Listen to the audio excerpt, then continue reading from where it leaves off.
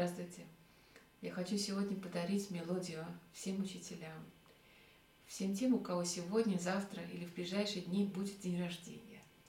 Всем учителям, которые подарили нам столько времени, вложили душу, показали нам путь к знанию и потратили очень много эмоций и времени на нас.